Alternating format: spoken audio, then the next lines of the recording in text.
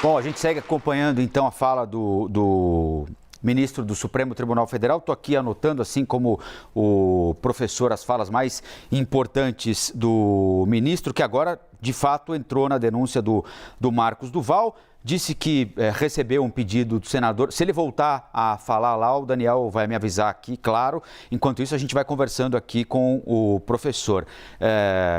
O senador não adiantou a conversa, pediu a audiência a ele, disse que não tinha nenhuma intimidade com o senador Marcos Duval, que eles tinham conversado 3 vezes na vida, que o senador o procurou, aí ele confirma a versão do senador. O senador foi até o gabinete do ministro Alexandre de Moraes, que foi procurado pelo Daniel Silveira, que Bolsonaro estava na reunião, falou sobre a ideia de grampeá-lo, ele chama a ideia de ridícula, para que ele fosse retirado da presidência dos inquéritos. Ele é o relator, por exemplo, do inquérito dos ataques antidemocráticos, né? E aí ele disse ao senador, olha, então formaliza, eu tomo o seu depoimento agora. E aí o senador refugou. É uma questão de inteligência. E ele disse que para ele o que não é oficial não existe, então tocou o barco, ele voltou a chamar a situação de ridícula tentativa de golpe de Estado, mas disse que a investigação sobre esse episódio segue, já com a determinação dele para o depoimento de ontem, do senador Marcos Duval. Então ele fala sobre o caso em si, não é, Vila? E depois tem um outro momento muito importante, quando ele faz um balanço do que já foi feito até agora e do que está por vir. Ele fala em 950 pessoas presas, em executores, né, daquele 8 de janeiro, e fala em investigação adiantadíssima sobre financiadores. Aí ele para e fala, grandes financiadores. E diz que parte da nossa elite apoiou o autoritarismo durante 4 anos e depois passou a financiar a tentativa de golpe de Estado. Então, serão pegos os executores, já estão sendo pegos, aliás, agora, com essa operação da Polícia Federal, vai para cima de quem financiou, segundo ele, parte da elite brasileira, e também para cima de autoridades públicas covardes, omissas ou coniventes. Vila. Rafael Colombo, nós sabemos de uma coisa, houve uma tentativa de golpe de Estado, né? Com relação a isso, parece que nenhuma pessoa sensata pode divergir. Houve uma tentativa de golpe de Estado.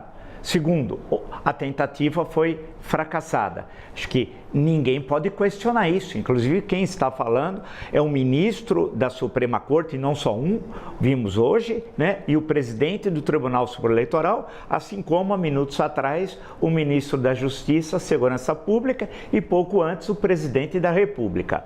Sendo assim, não há qualquer questionamento sobre a tentativa fracassada de um golpe de Estado, o que é evidentemente gravíssimo.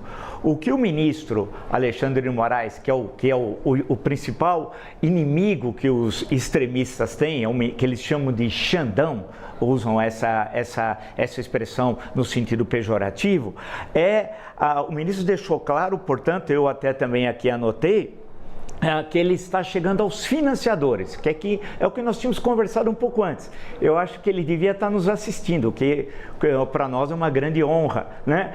O ministro Alexandre de Moraes, porque justamente o que nós estávamos falando é que existe uma extrema-direita que está fora da ordem constitucional, portanto, conspira contra a democracia. O exemplo clássico é o nazismo na Alemanha e a Constituição de Weimar, republicana, de 1919. Adolf Hitler e o Partido Nazista usou do espaço democrático para tomar o poder em janeiro de 1933 e em seguida impor um regime totalitário. E os campos de concentração já 2 meses depois, em março de 1933, o primeiro campo de Dachau, próximo ali a Munique, como falamos ontem. Portanto, essa conspiração, disse o ministro, tem de ser resolvida por uma legislação internacional também, e aí é uma questão complicada, muito complicada, em relação às redes sociais. Como regulamentá-las? Esse vai ser um grande debate, um debate importantíssimo no Brasil e nos países democráticos, especialmente do mundo ocidental, como resolver essa questão. Porque a legislação existente, o ministro apresentou na sua breve palestra, ela não precisa discutir as garantias dos que atacam a democracia. E lembrou também que não basta ter mandato parlamentar que aí dá direito de você falar qualquer coisa, inclusive fazendo um discurso do ódio e da violência. Isso não está aqui na Constituição. A imunidade parlamentar é na defesa de princípios democráticos, não de princípios totalitários. O ministro, portanto, tem absoluta correção, na minha leitura, nessa fala. E diz também, e aí ele deve ter informações certamente que nós não temos, Rafael, que parte da elite brasileira, foi a expressão que ele usou, não é minha nem sua, mas foi dele, estaria conivente com um golpe de Estado e com a violação da Constituição. Presume-se, não só ideologicamente, mas com financiamento dessas ações antidemocráticas. E que autoridades teriam sido, segundo eles, expressões do ministro Alexandre de Moraes, covardes ou coniventes com um golpe de Estado. Portanto, as investigações estão avançando e, pelo jeito, pelas informações tão concisas que ele nos apresentou, elas são céleres e já estão chegando aos autores. E o Brasil, todos nós ficaremos sabendo quem estava conspirando e tentou impor uma ditadura no Brasil, especialmente no dia 8 de janeiro desse ano. É isso. O professor Villa lembrou muito bem. Nós falamos sobre esse assunto aqui mais cedo. Perguntei ao professor Villa, será que chega? O professor Villa falou, olha, tende a chegar. E o ministro Alexandre de Moraes ratificou. A ideia é chegar, aliás, já está chegando. Ele fala, nas 950 pessoas que continuam presas, são executores do dia 8 de janeiro, o pessoal que quebrou, que invadiu a sede dos 3 poderes. Uma parcela já foi solta e está cumprindo medida cautelar. E aí ele fala em adiantadíssima investigação, ele quem usa essa expressão, adiantadíssima investigação sobre financiadores. Aí ele volta e fala, grandes financiadores. Parte da elite flertou com o golpe e depois financiou a tentativa de um golpe de Estado e também em autoridades públicas covardes, omissas ou coniventes. Chamou de zumbis as pessoas, não é, professor Villa, que são, de certa forma, abduzidas por esse discurso golpista, por desinformação nas redes sociais. Disse que o que é para ser comédia, ou era para ser comédia, virou tragédia. Ele cita o pessoal que canta hino nacional para pneu, que pede a vinda ao Brasil de ETs para comprovarem fraude na urna eletrônica, isso tudo. Diz que a democracia foi corroída por dentro e pede pena para quem em redes sociais dissemina desinformação, pena que já existe para quem eventualmente dissemina desinformação na mídia tradicional. Ele pede tratamento igual, dado para uma emissora de televisão, para uma emissora de rádio, a quem fala a mesma besteira na rede social. E fala em punição a tráfico internacional de ideias contra a democracia, esse tema que o professor Villa lembrou agora. Aliás, professor, o presidente Lula vai agora aos Estados Unidos, né, se não estiver enganado, dia 10 de fevereiro, para o encontro com Joe Biden, e ele diz que a intenção dele, assim como aconteceu gravemente nos Estados Unidos, né, o episódio de invasão ao Capitólio, né, com mortos, Steve Bannon, Donald Trump, a intenção dele é tentar estabelecer com Joe Biden a conexão entre 2 eventos tão similares no Brasil e nos Estados Unidos para disparar essa conversa sobre regulação de mídias sociais. Mas sempre que se fala nisso, há um determinado grupo que diz o seguinte, opa, mas isso é censura, isso é violação contra a liberdade de expressão de um determinado indivíduo. Se eu tiver que punir alguém porque disse alguma besteira nas redes sociais, o Código Penal já me oferece alternativas ali. O senhor acha possível que a gente chegue em algum momento a esse ponto? Porque é um problema que extrapola fronteiras, né, professor? Não, exato, Rafael, você tem toda a razão. É um tema polêmico, tem de ser discutido. Eu acho que essa questão nos apareceu claramente nas 2 últimas eleições presidenciais nos Estados Unidos, né? Tanto em 2016 como em 2020. Tivemos aqueles trágicos acontecimentos da invasão do Capitólio a 6 de janeiro, né? Quem imaginaria aquilo, né? Acho que ninguém em sã consciência mesmo. E aqui no Brasil, os incidentes muito mais graves da tentativa fracassada dos vândalos terroristas, dos radicais bolsonaristas em Brasília no dia 8 de janeiro. Eu acho que o ministro colocou pontos que são essenciais, foi uma fala concisa, mas muito rica em termos de questões que o Brasil e o mundo democrático têm de discutir. E vale destacar que, e eu queria me reportar aí ao senador Marcos Duval, que nas suas falas ele dava a impressão que tinha uma intimidade muito grande com o ministro Alexandre de Moraes.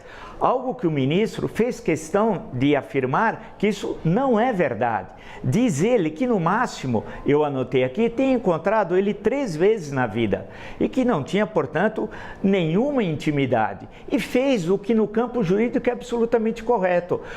Se alguém vem a você e apresenta uma ilicitude, e no caso gravíssima, que era um golpe de Estado, você tem de colocar no papel, depor, e aquilo passa, portanto, a ter o encaminhamento jurídico legal. Na medida em que a pessoa fala, mas não confirma num depoimento, aquilo legalmente não existe. É aquela história, o que não está nos autos do processo não está no mundo, não existe. Né? Isso nós sabemos como é que funciona corretamente o mundo jurídico. Então o ministro Alexandre de Moraes colocou o dedo nessas feridas. E essa questão que você destacou da regulamentação das redes sociais. Há uma legislação sobre as concessões de rádio e TV, né? que é bastante conhecida. A pergunta é, isso se estende também às redes sociais? E o último exemplo, o jogador de vôlei, eu não me conformo com aquilo, o Wallace. Esse jogador escreveu nas suas redes sociais, numa delas em especial, da forma dele, é ele que está dizendo isso, não sou eu, que era para dar um tiro na cara do Lula com calibre 22. Olha, a expressão era dele.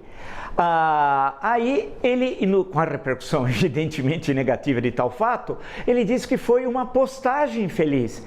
Não, é uma tentativa de assassinato, isso não é postagem infeliz. Então, assim como o Valdemar Costa Neto, né, preso no Mensalão, condenado na ação penal 470, diz que foi uma metáfora a questão de que tinha minutas de golpe circulando, que é uma mera metáfora. Ao contrário, se ele viu minutas circulando, ele prevaricou. Ele devia imediatamente ter denunciado. Assim como o presidente da República prevaricou também, mesmo em silêncio, o que não é o caso, porque o áudio da Veja diz outra coisa, mesmo que ele tenha ficado em silêncio na reunião com Daniel Silveira. Você acha que Daniel Silveira organiza um golpe? Né? Daniel Silveira não consegue andar e chupar o sorvete ao mesmo tempo. Isso não é piada. Né? E com o ministro, o senador Melhor Marcos Duval, ele prevaricou o presidente da República. Ele devia ter dado ordem de prisão imediatamente a Daniel Silveira. Então a questão toda, e isso é importante, por isso que eu estou tranquilo agora, é que as autoridades constituídas, o Poder Judiciário, o Supremo Tribunal Federal, o Tribunal Superior Eleitoral, a Polícia Federal, o Ministério da Justiça, o Presidente da República, ele fez referência muito bem à ministra Rosa Weber, e ontem nós dissemos aqui, Rafael, que foi histórico o discurso de abertura do ano judiciário da ministra Rosa Weber, colocando a defesa intransigente, expressão dela, do Estado Democrático de Direito, da Constituição Cidadã, como bem disse o doutor Ulisses. Ou seja, a questão é grave que nós estamos vivendo, foi até usada a expressão de golpe Tabajara, a gente lembra do Cacete Planeta, claro, toda aquela história, mas é muito sério, nós não podemos brincar com a tragédia que queria impor novamente uma ditadura no Brasil. No século XX, nós tivemos 2 trágicas. A do Estado Novo, que foi de 1937 a 1945, que na prática começou em novembro de 35, pela violação aos direitos constitucionais. Foram 10 anos. E as tragédias em relação aos direitos humanos, tudo o que ocorreu de uma ditadura que é esquecida. E lembrar a ditadura militar e toda a tragédia que ocorreu entre 1964 e 1985. Então, chega de ditadura, democracia sempre.